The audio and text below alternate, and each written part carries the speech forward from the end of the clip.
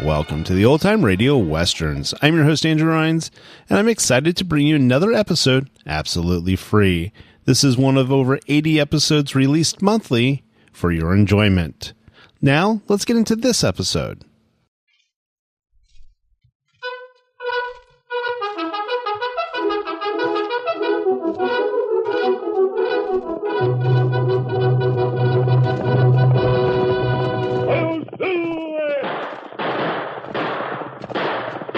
A fiery horse with the speed of light, a cloud of dust, and a hearty Hi-Yo Silver, the Lone Ranger.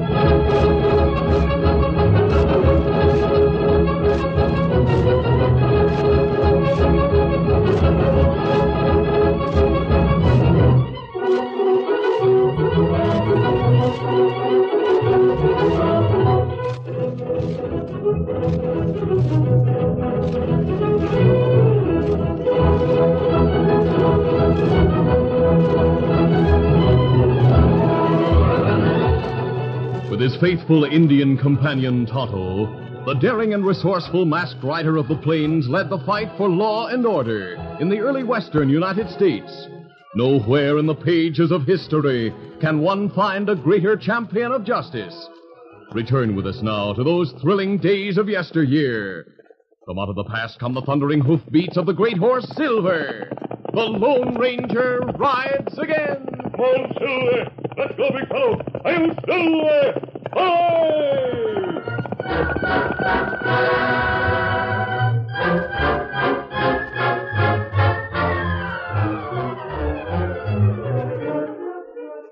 Big Bill Carson owned one of the largest ranches in Larrabee County.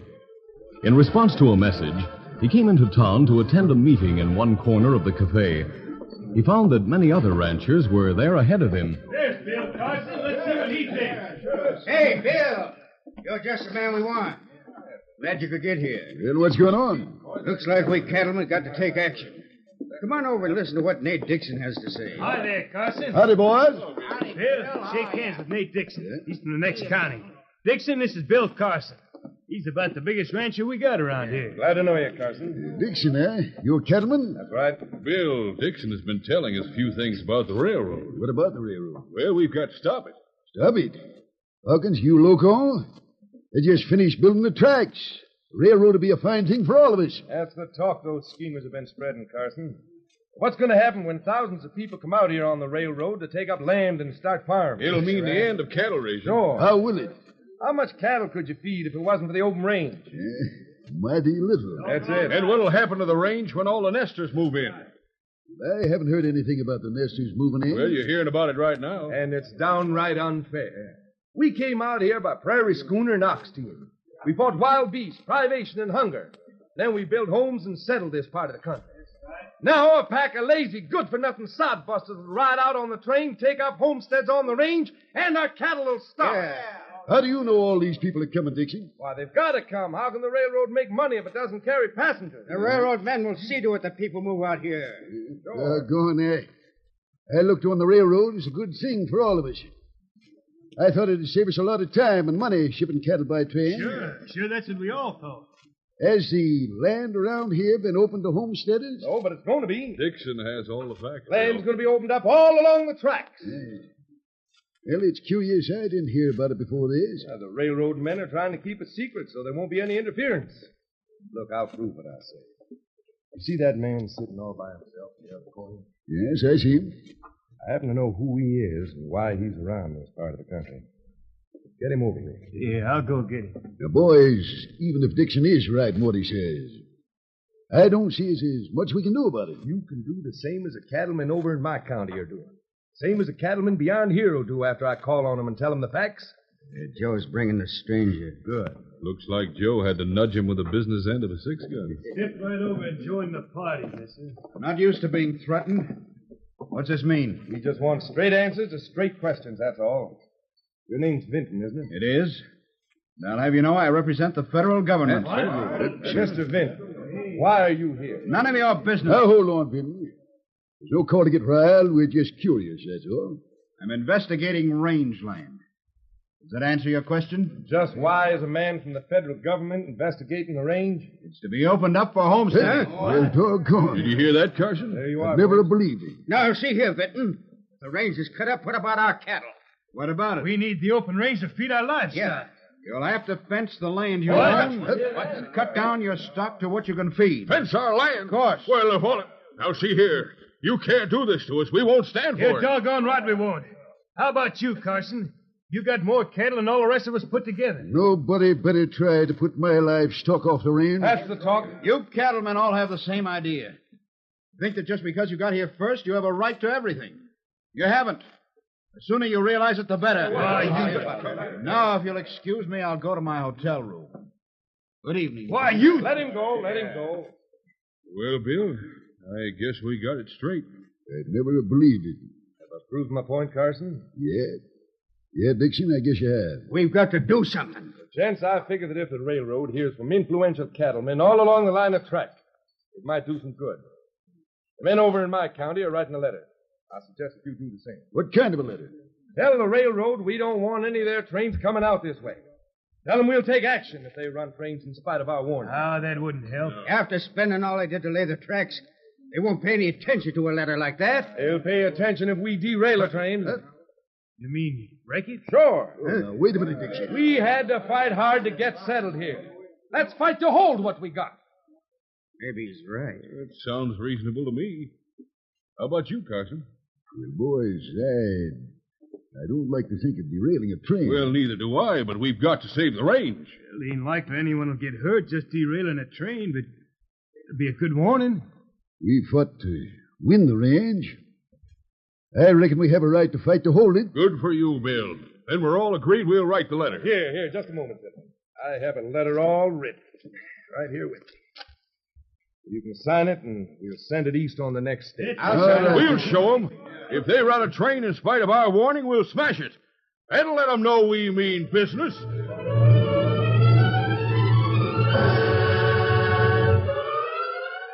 The ranchers signed the letter and left it with Dixon to mail. Shortly after the meeting broke up, Dixon went to the hotel and rapped on the door of the man who had posed as a representative of the federal government. The man named Vinton. Come in, Dixon. The meeting broken up? Yeah, I waited for the cattlemen to leave for the ranches before I came here to see him. How'd everything go? First rate. You're a better actor than I thought, Vinton. Blame near had me believing you were a government man. What about the letter? Did Carson sign it? Carson, Hawkins, and all the others. Good. Now the cattlemen will be blamed for what happens. Are you sure there'll be gold on that train? Gold coins straight from the mint, Vinton. Mm-hmm. As soon as the train is wrecked, we'll grab the cash. Then the government and the railroad can fight it out with the cattlemen. Has the letter been mailed? Goes out by stage first thing in the morning. I hope the railroad doesn't take the letter too seriously. How do you mean? It'd be a shame if the railroad people didn't send out the train. Well, you needn't lose any sleep over that. By the time that letter reaches the east, the train will be smashed to kindling, and we'll be headed for other parts. With enough gold to make us rich. Good. Now that I've reported to you, going to turn in. I got to get out early in the morning and help the cattlemen. Help them? Yeah, we're going to the valley and explode some blasting powder to destroy the railroad tracks.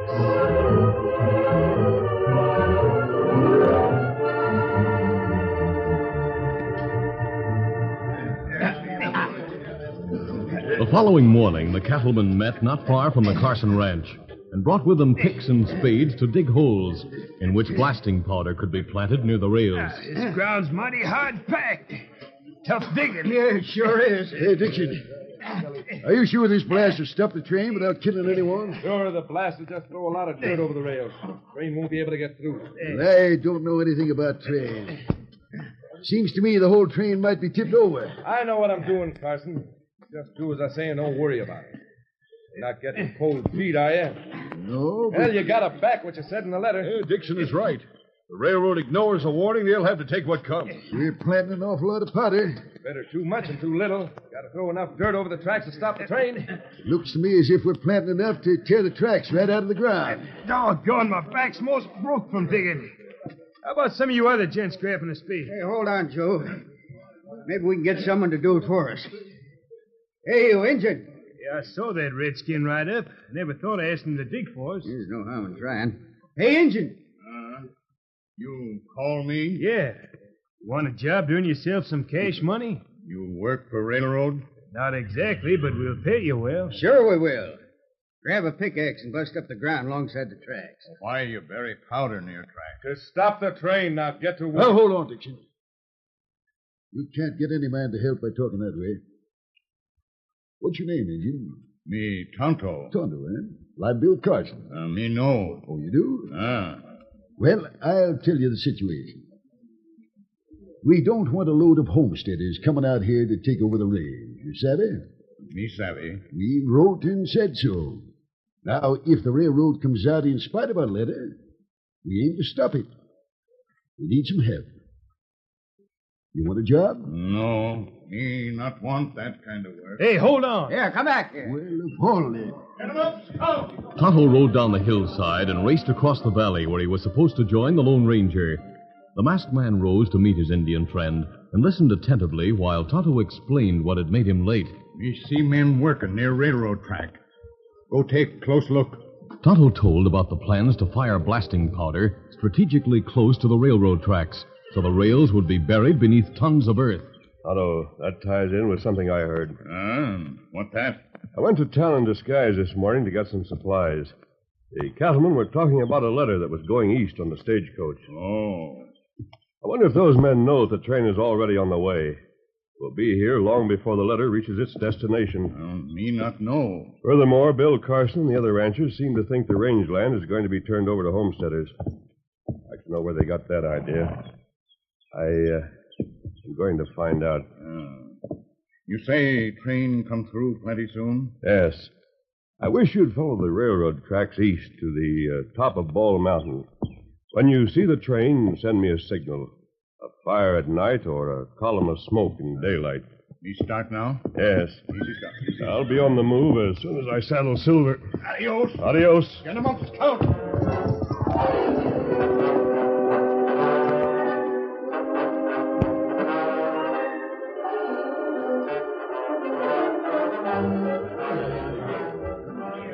Meanwhile, the last charges of blasting powder had been planted and fused by the cattlemen. Big Bill Carson still looked dubious. There we are. Now, you want to light those fuses, Carson? No, Dixon. I'm still not convinced we're doing the right thing. What do you mean? Well, it's too late to back out now. Hey, look at that rider heading this way. He's wearing a mask. You're right, Huckins. He is masked. Get your guns, boys. This might be a stick-up. Dixon and half a dozen ranchers turned toward the oncoming masked rider, and each man had a hand on the handle of his gun. Oh, Silver, oh, easy, steady. What do you want, stranger? I want to talk to Bill Carson. That's me. You're going to take your hands away from your gun. That's so we know who you are and what you want. Now get off that horse and unmask.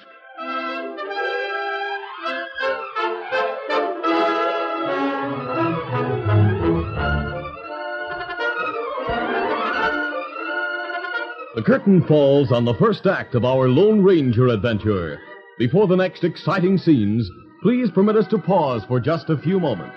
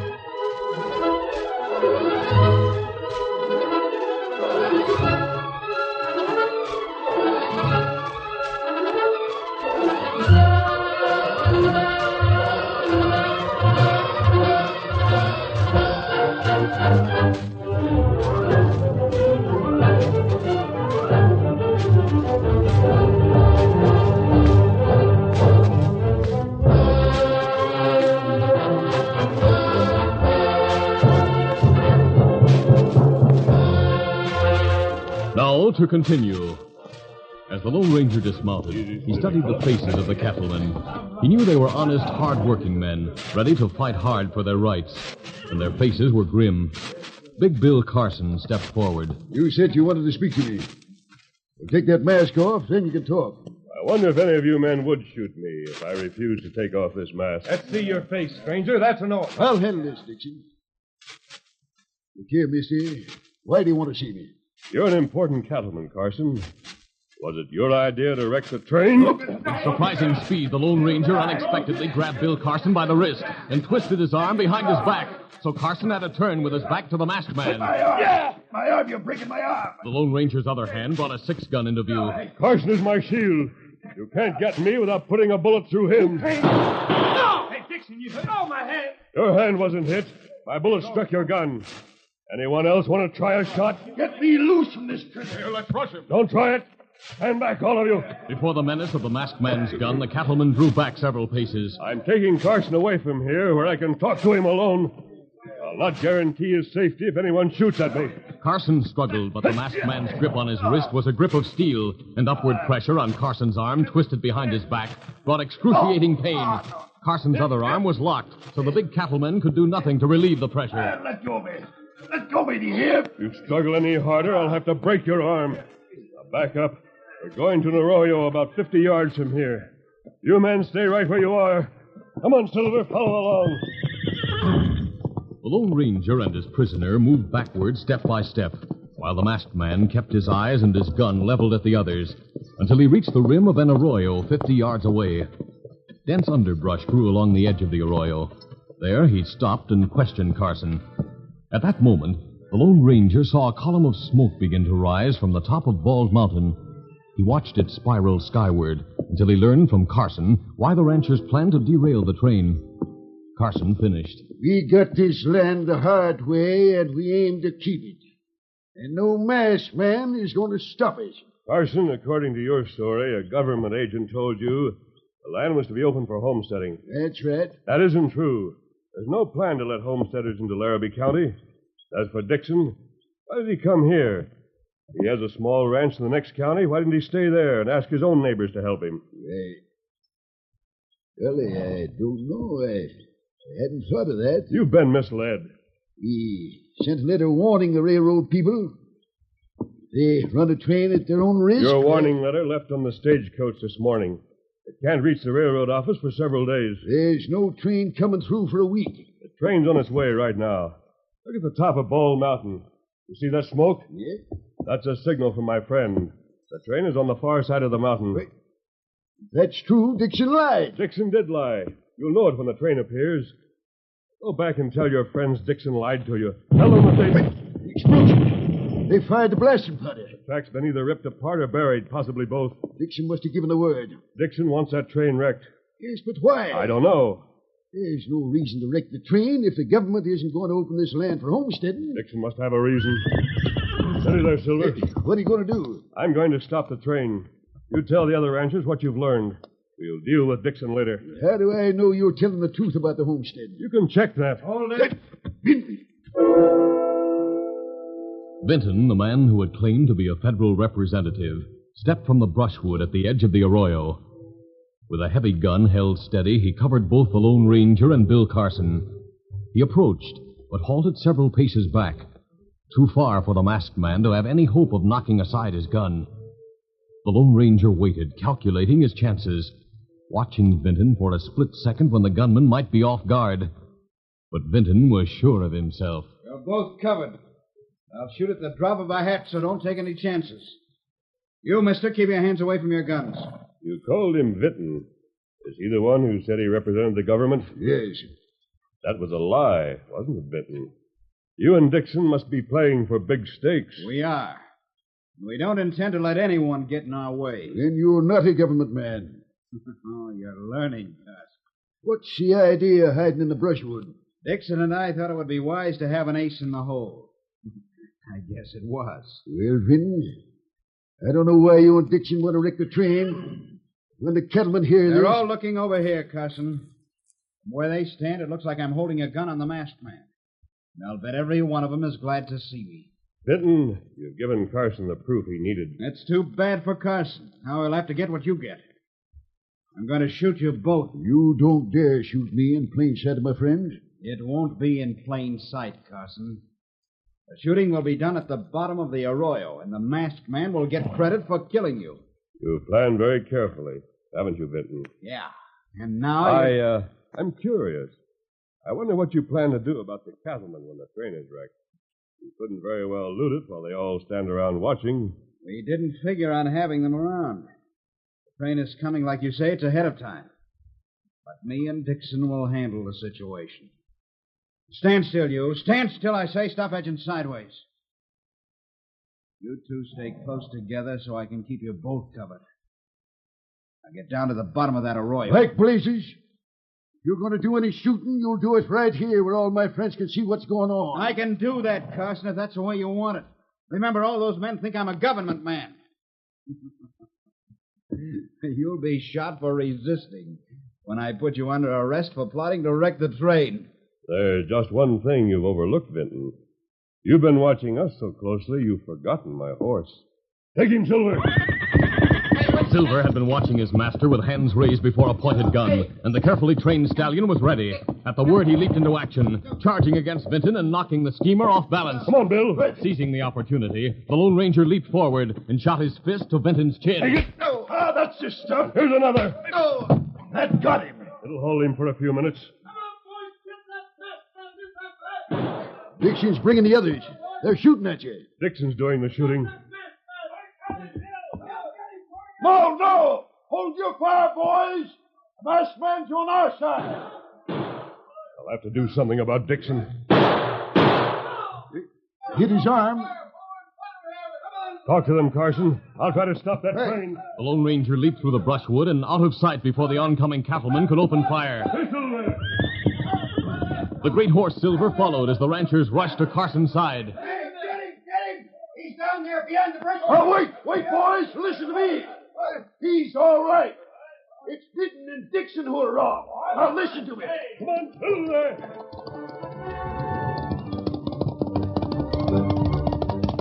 The Lone Ranger guided Silver at top speed along the floor of the arroyo until he was well out of range of the ranchers. Then he cut sharply to one side. Come on, big fella. Up we go. That's it, Silver. Silver scrambled up the steep bank. Now to meet that train. Come on, Silver! Far ahead, the masked man saw the train appear over the crest of the mountain range. It was moving very slowly as it started the downhill run toward the place where the rails had been covered with dirt. The train was gaining full speed, and the men in the cab were glad the hard pull was behind them. For more than one reason, Joe. We're toting a heavy load. I wasn't sure it'd make the hill. I sure fed the old boiler. With the head of steam we had, we couldn't miss making the hill. I was a mite fearful of outlaws when we were running so slow. Word might have gone out about the gold we're carrying. Well, we got a clear run now. Long and straight downhill. Open the throttle and let's highball. You gotta open the throttle? Hey, look out the window. Man's riding up this hill at top speed. Yeah, he seems to be waving at us. Why, he's masked. Maybe we talked too soon when we thought we were out of danger from outlaws. Open the throttle wide. Maybe we can outrun that critter.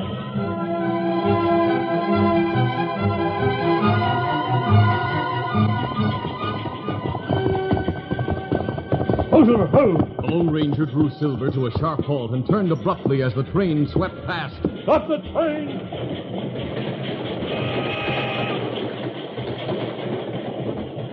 His shout was lost in the rumbling of the wheels and the hissing of steam. Come on, Silver! He had no choice but to turn and ride at top speed down the dangerous hill. Silver seemed to know what was expected. The gallant horse poured every ounce of his great strength into maintaining the killing pace. The masked man knew it was useless to shout. He guided Silver closer to the engine. The pounding hoofs were right beside the rumbling wheels. The Lone Ranger leaned over. One hand touched the steer rail. His fingers gripped hard. He loosened the stirrups. Then he dropped the reins and grabbed the rail with both hands. He pulled himself from the saddle. For a moment, the Lone Ranger's boots dangled just above the huge wheels. Then he swung himself up into the cab. I've got a gun in you. If this is a hold-up, you're as good as dead. I tried to tell you to stop. There's danger ahead. Stop! so you can rob us, eh? No, if you keep on, you'll wreck this train. The tracks are buried. We're carrying a lot of gold, mister. We were warned about an attempt to rob this train. Take my guns if you like, but slow down. I'll take your guns, all right. You firemen, look out the window. Watch the tracks. You'll see they're buried under tons of dirt. Hey, Jim, he's right. Huh? Up ahead, a lot of men are standing and waving. The tracks are buried. Your gang, mister, waiting to attack us. My gang wanted to loot this train. I'd have let you go ahead and smash up. Jim, stop the train. Hurry it up. Stand aside. Let me at that throttle.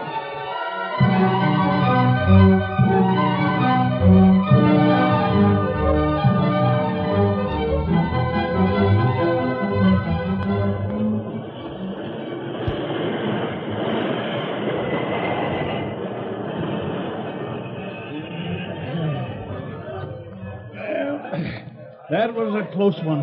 You may know some of those men.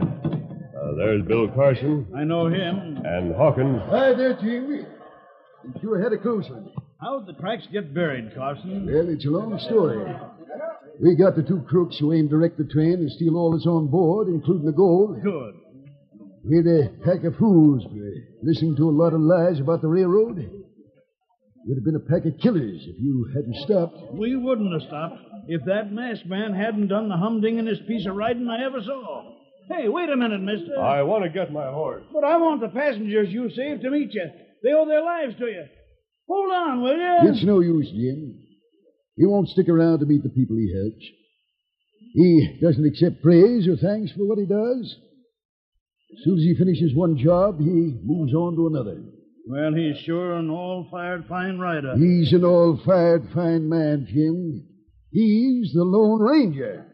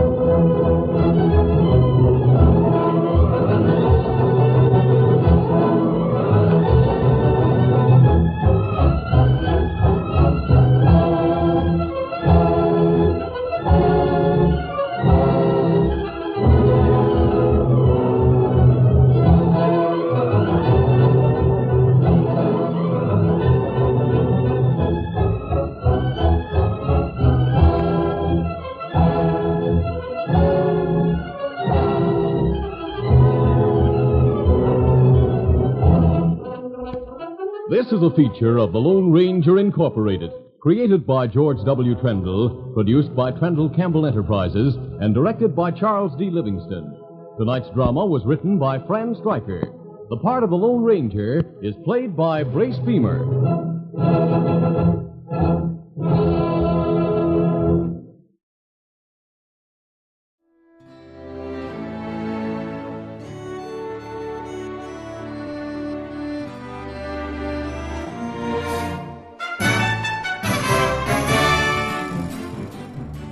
This has been a presentation of OTRWesterns.com, and we hope you enjoyed. Please take some time to like and rate this episode within your favorite podcast application. Follow us on Facebook by going to OTRWesterns.com/Facebook, and subscribe to our YouTube channel by going to OTRWesterns.com/YouTube.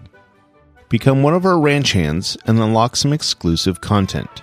We want to thank the following ranch hand, Steve, who joined us recently. You too can join by going to OTRWesterns.com/donate. Send us an email, podcast@OTRWesterns.com, and you can call and leave us a voicemail, 707-986-8739. This episode is copyright under the attribution, non-commercial, share-alike copyright.